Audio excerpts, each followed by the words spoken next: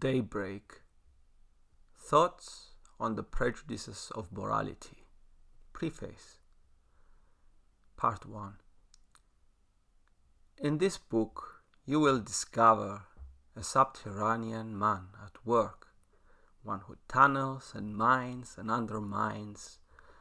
You will see him, presupposing you have eyes capable of seeing this work in the depths, going forward slowly, cautiously, gently, inexorable, without betraying very much of the distress which any protracted deprivation of light and air must entail.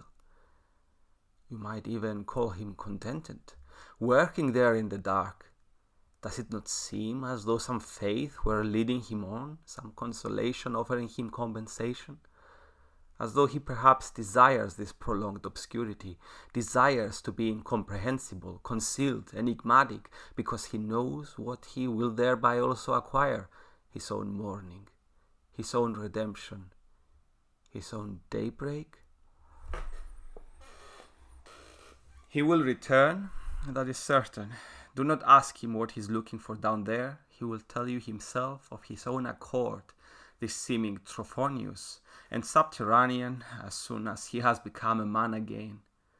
Being silent is something one completely unlearns, if, like him, one has been for so long a solitary mole. Part 2.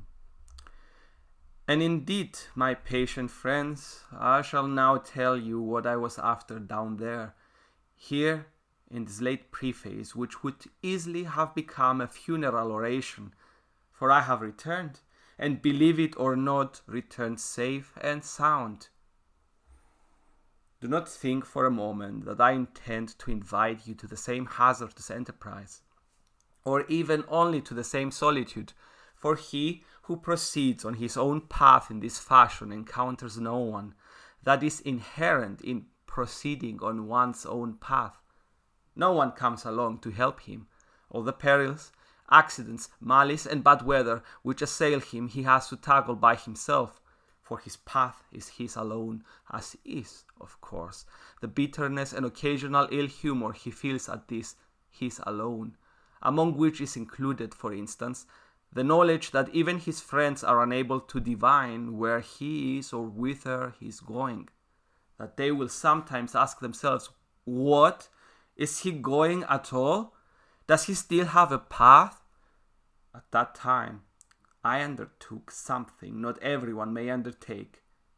I descended into the depths. I tunneled into the foundations.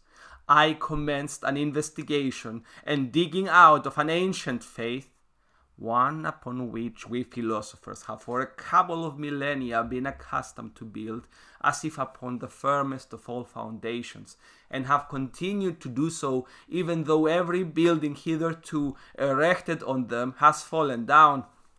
I commenced to undermine our faith in morality. But you do not understand me. Part 3. Hitherto, the subject reflected on least adequately has been good and evil. It was too dangerous a subject. Conscience, reputation, hell, sometimes even the police have permitted and continue to permit no impartiality. In the presence of morality, as in the face of any authority, one is not allowed to think, far less to express an opinion. Here one has to obey. As long as the world has existed, no authority has yet been willing to let itself become the object of criticism and to criticize morality itself, to regard morality as a problem, as problematic. What has that not been? Is that not immoral? But morality does not merely have at its command every kind of means of frightening off critical hands and torture instruments. Its security reposes far more in a certain art of enchantment it has at its disposal. It knows how to inspire. With this art it succeeds, often with no more than a single glance, in paralyzing the critical will and even in enticing it over to its own side. There are even cases in which morality has been able to turn the critical will against itself, so that, like the scorpion, it drives its sting into its own body. For morality has from of old been master of every diabolical nuance of the art of persuasion. There is no orator, even today, who does not have recourse to its assistance. Listen, for example, even to our anarchists, how morally they speak when they want to persuade. In the end, they even go so far as to call themselves the good and the just. For as long as there has been speech and persuasion on earth, morality has shown itself to be the greatest of all mistresses of seduction, and so far as we philosophers are concerned, the actual circle of the philosophers. Why is it that from Plato onwards, every philosophical architect in Europe has built in vain? That everything they themselves, in all sober seriousness, regarded as aere perennius, is threatening to collapse or already lies in ruins? Oh, how false is the answer which even today is reserved in readiness for this question, because they had all neglected the presupposition for such an undertaking, the testing of the foundations, a critique of reason as a whole. That faithful answer of Kant's, which has certainly not lured us modern philosophers on to any firmer or less treacherous ground, and come to think of it, was it not somewhat peculiar to demand of an instrument that it should criticize its own usefulness and suitability? That the intellect itself should know its own value, its own capacity, its own limitations? Was it not even a little absurd? The correct answer would rather have been that all philosophers were building under the seduction of morality. Even Kant, that they were apparently aiming at certainty, at truth, but in reality at majestic moral structures. To employ once again the innocent language of Kant, who describes his own not so glittering yet not so undeserving task and labor, as to level and make firm the ground for these majestic moral structures. Alas, we have to admit today that he did not succeed in doing that. Quite the contrary. Kant was, with such an enthusiastic intention, the true son of his century, which before any other can be called the century of enthusiasm. As he fortunately remained also in regard to its more valuable aspects. For example, in the good portion of senseism he took over into his theory of knowledge, he too had been bitten by the moral tarantula Rousseau. He too harbored in the depths of his soul the idea of that moral fanaticism whose executor, another disciple of Rousseau, felt and confessed himself to be, namely, Robespierre. On the other hand, with such a French fanaticism in one's heart, one could not have gone to work in a less French fashion, more thoroughly, more in a German fashion, if the word German is still permitted today in this sense that Kant did, to create room for his moral realm. He saw himself obliged to posit an undemonstrable world, a logical beyond. It was for precisely that he had need of his critique of pure reason. In other words, he would not have had need of it if one thing had not been more vital to him than anything else: to render the moral realm unassailable, even better, incomprehensible to reason. For he felt that the moral order of things was only too assailable by reason.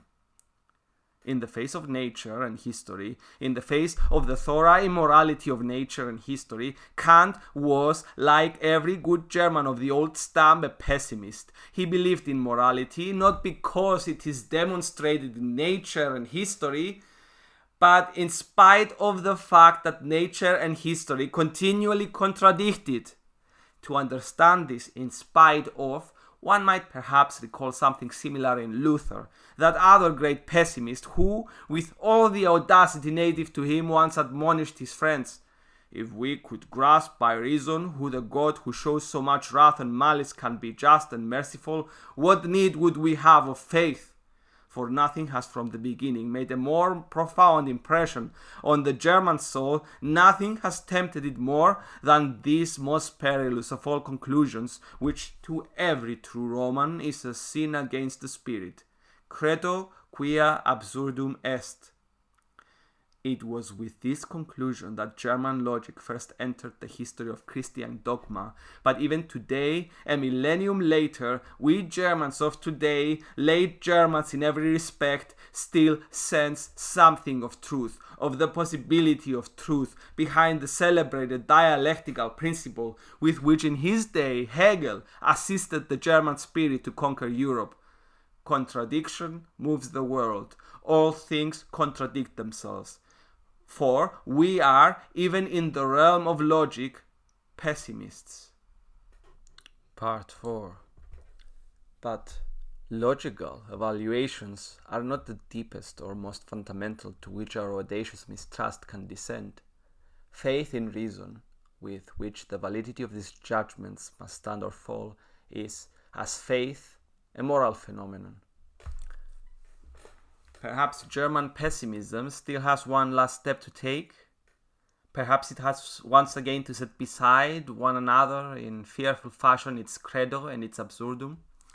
And if this book is pessimistic, even into the realm of morality, even to the point of going beyond faith in morality, should it not for this very reason be a German book?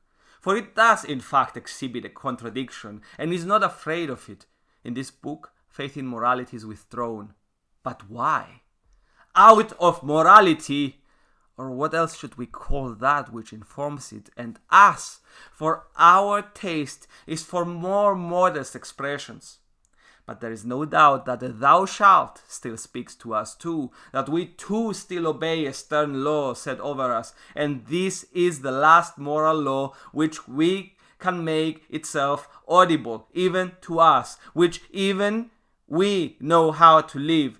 In this, if in anything, we too are still men of conscience, namely in that we do not want to return to that which we consider outlived and decayed, to anything unworthy of belief, be it called God, virtue, truth, justice, charity, that we do not permit ourselves any bridges of lies to ancient ideals, that we are hostile from the heart to everything that wants to mediate and mix with us, hostile to every kind of faith and Christianness existing today, hostile to the half and halfness of all romanticism and fatherland worship, hostile too towards a pleasure-seeking and lack of conscience of the artists, which would like to persuade us to worship where we no longer believe, for we are artists, hostile, in short, to the whole of European idealism, which is forever drawing us upward and precisely thereby forever bringing us down.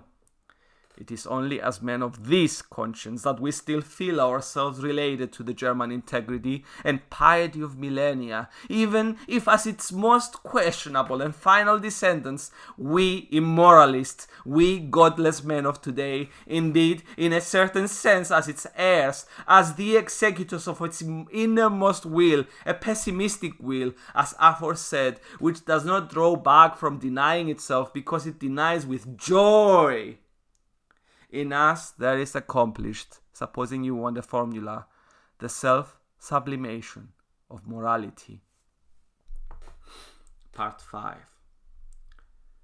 Finally, however, why should we have to say what we are and what we want and do not want so loudly and with such fervor? Let us view it more coldly, more distantly, more prudently, from a greater height. Let us say it as it is fitting it should be said between ourselves, so secretly that no one hears it, that no one hears us. Above all, let us say it slowly. This preface is late, but not too late. What after all do 5 or 6 years matter? A book like this, a problem like this, is in no hurry. We both I, just as much as my book, are friends of lento. It is not for nothing that I have been a philologist. Perhaps I am a philologist still, that is to say, a teacher of slow reading. In the end, I also write slowly. Nowadays, it is not only my habit, it is also to my taste, a malicious taste, perhaps. No longer to write anything which does not reduce to despair every sort of man who is in a hurry. For philology is that venerable art which demands of its votaries one thing above all: to go aside, to take time, to become still, to become slow. It is a goldsmith's art and connoisseurship of the world, which has nothing but delicate, cautious work to do, and achieves nothing if it does not achieve it lento. But for precisely this reason, it is more necessary than ever today. But precisely this means does it entice and enchant us the most in the midst of an age of work, that is to say, of hurry, of indecent and perspiring haste, which wants to get everything done at once, including every old or new book. This art does not so easily get anything done. It teaches to read well, that is to say, to read slowly, deeply, looking cautiously before and after, with reservations, with doors left open, with delicate eyes and fingers. My patient friends, this book desires for itself only perfect readers and philologists. Learn to read me well,